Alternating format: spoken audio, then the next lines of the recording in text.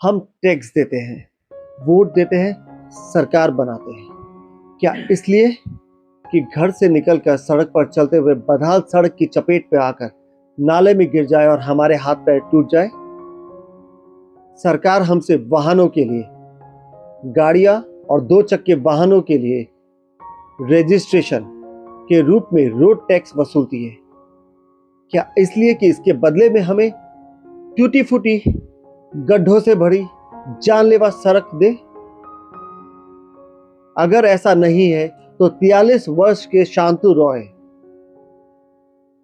क्यों बदहाल सड़क की चपेट पर आकर नाले में गिर जाते हैं और उनके बाएं हाथ में फ्रैक्चर हो जाता है?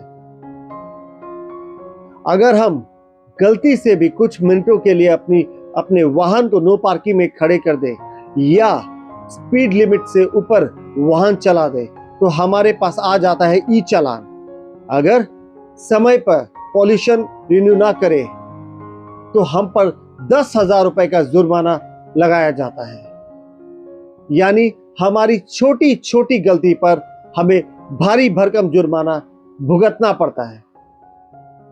मगर क्या कभी इन टूटी फूटी सड़कों के लिए, गड्ढों से भरी सड़कों के लिए, जानलेवा सड़कों के लिए, जो किसी डेथ ट्रैप से कम नहीं है, किसी राजनेता या अधिकारी के ऊपर कार्रवाई हुई है?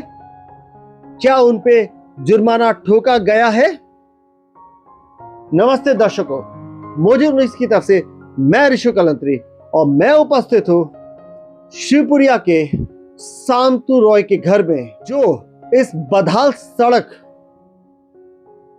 इस लापरवाही की जीती जागती मिसाल है। इस इंटरव्यू को आगे बढ़ाने से पहले मैं चाहूंगा कि आप मोजो न्यूज़ के यूट्यूब के चैनल पर जाएं, हमारी रिपोर्टिंग देखें। अगर आपको हमारा काम अच्छा लगे तो हमारे यूट्यूब चैनल को सब्सक्राइब करते हुए हमें सपोर्ट करें। मेरे साथ उपस्थित है शांतु रॉय। चलिए सुनते हैं उनकी आप बीती, उनकी जुबानी। एक्चुअली हम कल शाम को खाना खा के जा रहा था, दुकान जा रहा था, उसका सामने में हमारा स्कूटी आ गया, हमारा बाइक का सामने में। तो वो में गड्ढा था, वो में एक आदमी नहीं गिरा, हम नहीं है, कम से कम 20 आदमी गिरा है। वो दिन में हस्बैंड वाइफ वो में गिर गया, हम जाके पकड़ के उठाया और हम गिर गया तो दूसरा कोई आदमी नहीं आया था वो में उठाने के लिए। एक ठो और एक ठो वो आया था, दोनों हस्बैंड वाइफ हमको उठा के लेके उसमें पानी से पूरा धुलाई करके फिर हमारा बीबी को फोन किया है। बीबी जाकर हमको लेके हॉस्पिटल गया है। हॉस्पिटल जाके डॉक्टर के पास देखा, डॉक्टर बोले तुम्हारा हड्डी टूट गया। तो वह में जाके फिर हमारा बैंडेज कर दिया है हमें। फिर वह में जो इतना बड़ा गड्ढा है, कितना बार बोला है, वार्ड कमीशन सुनता ही नहीं है। और हमारा शिवपुरिया में इतना जो भुटार है, आज शिवपुरिया में इतना भुटार तो सब जानते हैं कितना हमारा भुटार एरिया में। तो हम लोग क्या चाहिए, लाइट एक तो ठीक से नहीं जल रहा है, नाला इतना खराब है। और वो आपको क्या नाम है शांतु जी, मैं आपको एक बार रुकूंगा। मैं चाहता हूं कि आप दर्शकों को ये बताएं कि कल जब आप घर से काम पर निकल रहे थे खाने के बाद, तो आखिर आप कैसे उस गड्ढे की चपेट में आ गए, आप गिर गए? एक्चुअली वहाँ में अगर गड्ढा नहीं रहता हम नहीं गिरता रहा। एक तो बात किया हुआ, हम सीधा बाइक से लेके जा रहा है, टर्निंग टू जब स्कूटी आया, हम पैर ऐसा करके जो रखने गया था, रखने जगह नहीं है, पैर नहीं, वो उसमें नाला है, मतलब इतना बड़ा गड्ढा है, बहुत बड़ा गड्ढा है। अगर वहाँ में पैर रखने के लिए जगह तो हम तो नहीं गिरता, हमारा हड्डी नहीं टूटता है। तो कितना बार बोलता है वहाँ में कुछ सुनता ही नहीं है। और एक तो लाइट ठीक नहीं है हमें शिवपुरिया का।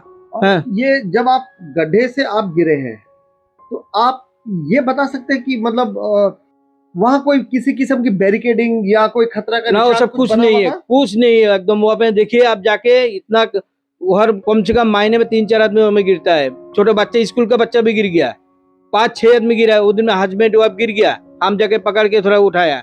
हमारा रामकृष्ण स्कूल वहाँ में रहता है आदमी टू। तो कितना आदमी गिरता है, क्या बोलेगा हम। जैसे कि आप बोल रहे थे कि आपने यहाँ के वार्ड कमिश्नर को, आप लोग ने, स्थानीय लोगों ने इसकी जानकारी दिया, कोई कार्रवाई नहीं करता है, आके देखते भी नहीं है।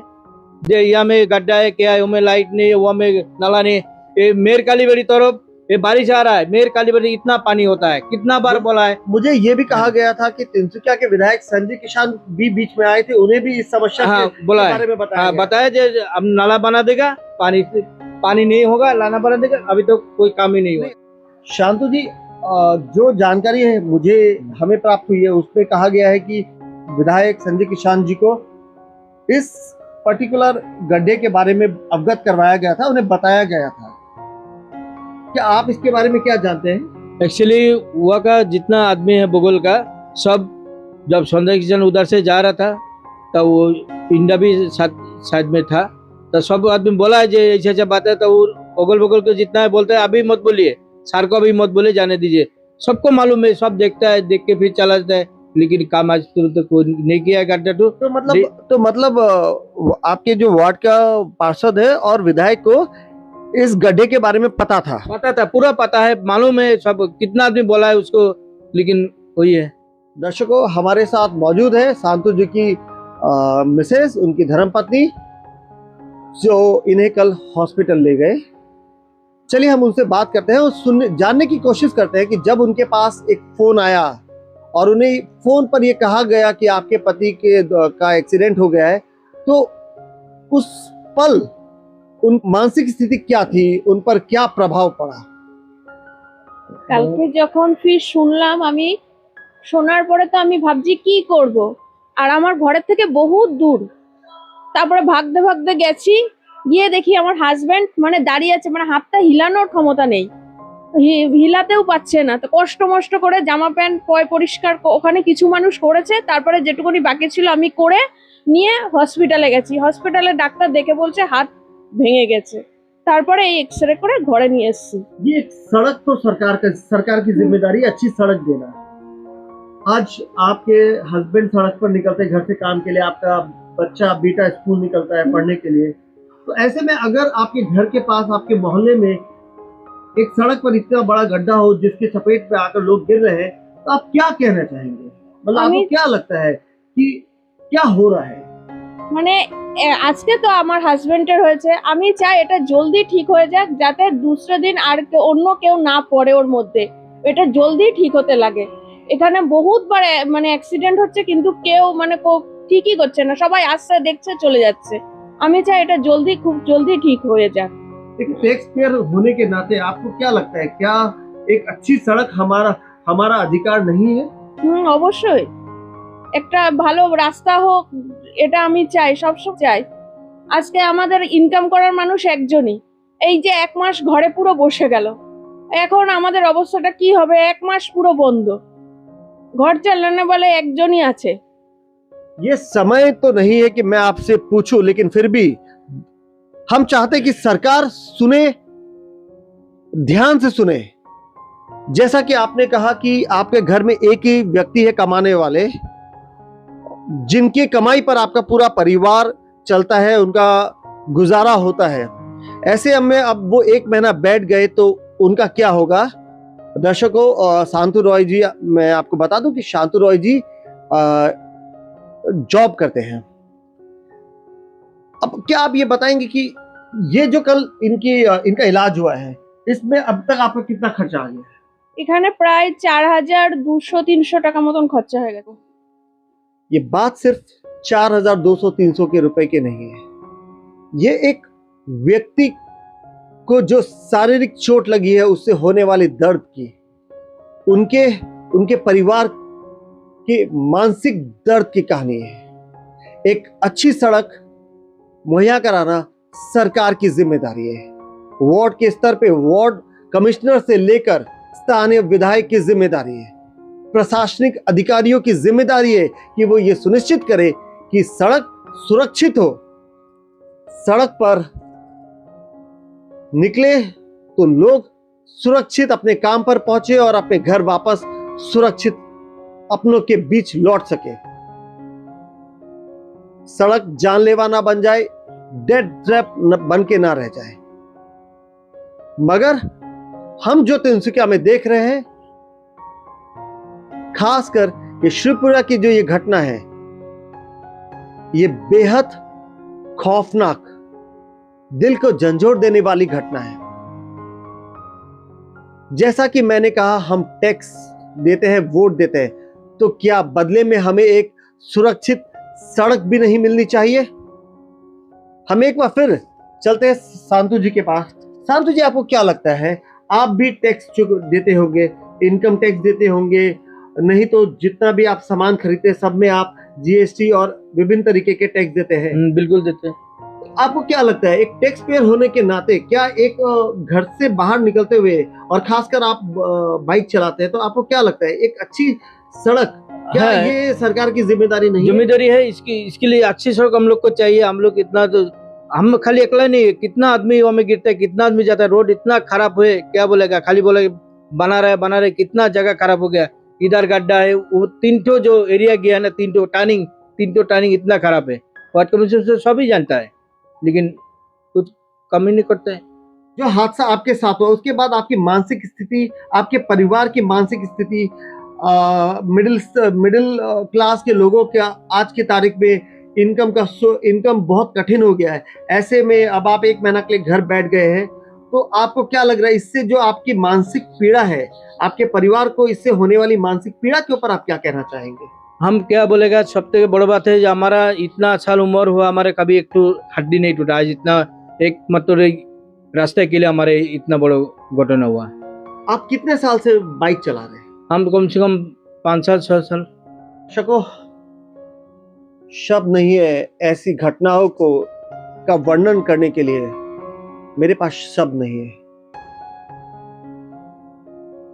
शांतु रॉय जी की कहानी दरअसल न केवल बदहाल सड़क तक सीमित है, ये एक फेलिंग इंफ्रास्ट्रक्चर, पुअर गवर्नेंस और लापरवाही की दास्तां है।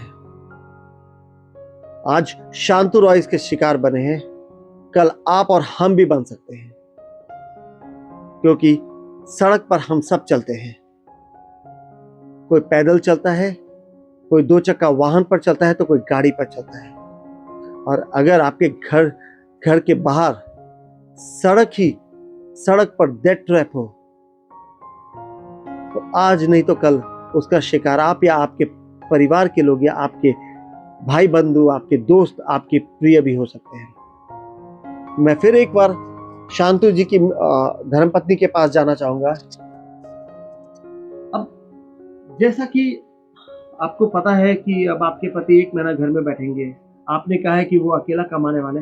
अब आपके परिवार की मानसिक स्थिति के ऊपर आप कुछ बता पाएंगे? इस पूरी घटना से आपको किस किस्म की मानसिक तौर पे आपको पीड़ा पहुंची? মানে 1 মাস বসে থাকলে মানে আমার ছেলের স্কুলের পড়ানো আছে, খরচা আছে, ভর্তি করা আছে, মানে এক মেন মানুষই আমার ঘরে বসে গেল। এটাই সবথেকে মানে খারাপ লাগছে, আর কিছুই না। মানে ইনকাম করা মানুষই তো ঘরে বসে গেল। गलती क्या आपको लगता है कि ये गलती सरकार की है? অবশ্যই তো দেখা উচিত ছিল। এই জায়গা তো মেন কিছু জায়গা আছে, এগুলো মানে সরকারের দেখা উচিত। और जब आपको ये बात का एहसास होता है कि बार बार स्थानीय वार्ड कमिश्नर को बताने के बाद, यहाँ तक कि क्या इसके बारे में विधायक जी को भी खबर दिया गया था? হ্যাঁ শুনেছি ওখানে संजय किसान जी को भी दिया। হ্যাঁ হ্যাঁ जब यहाँ के वार्ड स्तर पे आपके रिप्रेजेंटेटिव वार्ड कमिश्नर है, जो कि आज की तारीख में वाइस चेयरमैन भी है, और विधायक के तौर पर संजय किसान हमारे पॉलिटिकल रिप्रेजेंटेटिव है, तो ऐसे में उनको इस बात की जानकारी होने के बाद भी उन्होंने इसे गंभीरता से नहीं लिया। तो आपका क्या विचार है? আজকে যদি ওটা যদি যখনই ভেঙে গেছে রাস্তাটা, যদি আজকে সরকার দেখতো রাস্তাটা, তাহলে আজকে এত বড় হাদসা হতো না। আজকে এত বড় হাদসা होने से আমারই তো খারাপ হলো না। মেন ইনকাম করা মানুষই তো আমার ঘরে বসে গেল। दादा, जैसा कि आपने कहा कि वार्ड कमिश्नर, विधायक, इन्हें इसके बारे में बताया गया था, मगर फिर भी यहाँ पर किसी तरह की बैरिकेडिंग भी नहीं की गई। कोई रिस्पॉन्स नहीं देता है। वो हमें कितना आदमी हुआ का बगल का बोला है, वार्ड कमिश्नर को सुनता ही नहीं, ना आके देखता है जो हमें टूटा है। तो ये एक सरासर लापरवाही का मामला बनता है। यही तो हो रहा है। मैं आपसे जानना चाहता हूँ कि जब हमें ये पता चलता है कि इसका जानकारी देने के बाद अगर समय रहते कदम उठा लिया होता, या वो गड्ढे को रिपेयर कर दिया होता, या बैरिकेडिंग कर दी होती तो शायद इतना बड़ा अच्छा शायद नहीं होता इतना था। बड़ा हादसा आपके साथ और ठीक। अन्य लोगों के साथ नहीं नहीं होता। होता था। तो ये ख्याल, जब ये ख्याल आपके अंदर आता है तो आपको क्या लगता है कि हमने इन्हें वोट दिया है और आज हमारे साथ ये ऐसा हो रहा है, तो आपको कैसा महसूस बहुत होता है अंदर से? बहुत बड़ा दुख लगता है ना। हम लोग को शिवपुरी में इतना वोट है, हम लोग इतना वोट देता है, लेकिन हम लोग को क्या चाहिए? हम लोग को सड़क चाहिए, रोड चाहिए, और ये नाला, और इधर लाइट भी नहीं जलता है। पूरा बारिश होने से ये रोड पूरा डूब जाता है। इस कालीबाड़ी से जो आया पूरा पानी हो जाता है, पूरा इतना पानी होता है। सभी देखते हैं, वार्ड कमीशन देखता है आके, बोला अगला बार ठीक कर देगा कोई, फिर आता है, फिर तो बारिश आ गया, ना नाला हुआ ना कुछ हुआ, एक तो लाइट भी ठीक से जलता नहीं है। हम उम्मीद करते हैं कि ये आपका जो घाव आपके हाथ में है लगा है वो जल्द ठीक हो जाए, मगर जो घाव आपके दिल में और आपके परिवार के मानसिक तौर पे लगा है, कि हमारा हाथ टूट गया कोई बात नहीं, हम इतना दिन जो झूलेगा, सुने नहीं पाएगा रात में, इधर से बहुत तो लगता है। कल रात कितना दूसरा दिन अच्छा से सोता है, कल कितना रात नींद टूट जाता है, कैसे सो गया, उधर से लगने से उधर से लगता है। अभी 1 महीने लगता है, डॉक्टर बोला जैसा रहेगा वैसा तुम रहना। हम माने मेन तो पर्सन इसमें हो गया हमारा, दर्शकों बड़ा पर्सन इसमें हो गया ना। दर्शकों इस दर्द को बयान नहीं किया जा सकता है। घाव सूख जाएंगे, हड्डी भी जुड़ जाएगी, मगर घाव सूख जाएंगे और उनके हाथ की हड्डी भी जुड़ जाएगी, मगर उनके दिल में और उनके मानसिकता पे, उनके परिवार के मानसिकता पर जो चोट पहुंची है वो शायद इस जिंदगी में इसकी भरपाई हो सकेगी। आखिर एक आम नागरिक को, मिडिल क्लास परिवार को, जो रोजमर्रा की जिंदगी में अपना घर चलाने के लिए उलझा रहता है, उसे क्या चाहिए? कुछ बेसिक सिविक एमिनिटीज, जैसे कि अच्छी सड़क, ड्रेनेज, स्ट्रीट लाइट। और अगर उन्हें यह भी ना मिले, उनके घर से काम के बीच की सड़क जानलेवा बन जाए, डेथ ट्रैप बन जाए, तो उन पर, उनके परिवार पर क्या गुजरती है, या इसका आप सहज ही अंदाजा लगा सकते हैं। और जब स्थानीय वार्ड से चुने गए प्रतिनिधि, विधानसभा से प्रतिनिधि पूरे मामले को जानने के बाद भी तुरंत कदम ना उठाए, तो ये दुख और भी ज्यादा बढ़ जाता है। अंत में मैं फिर एक बार कहना चाहूंगा, ये केवल एक शांतु रॉय की दर्दनाक कहानी नहीं है। आज इस कहानी के किरदार शांतु रॉय है, पर कौन जाने कल आप और हम भी इसके शिकार हो सकते हैं, क्योंकि ये कहानी बदहाल सड़क से शुरू होती है, फेलिंग इंफ्रास्ट्रक्चर, पुअर गवर्नेंस और लापरवाही पर जाकर खत्म होती है। और जब तक राजनेता और अधिकारी, संबंधित अधिकारियों की जवाबदेही फिक्स नहीं की जाती है, उन्हें जवाबदेह नहीं बनाया जाता है, तब तक हालात सुधरने जैसे नहीं लग रहे हैं। बड़ा सवाल, जब एक आम आदमी से बात बात पे जुर्माना वसूला जाता है, छोटी छोटी गलतियों पे जुर्माना वसूला जाता है, तो क्या आज सरकार शांतु रॉय जी को, उनको लगी चोट, उससे होने वाले दर्द, उससे होने वाले मेडिकल एक्सपेंस और उनके परिवार की मानसिक पीड़ा के लिए मुआवजा देगी? क्योंकि ये उनका हक भी है और अधिकार भी है। आप देख रहे हैं इस दुखद समाचार के साथ mojo news. Like, comment, share and subscribe.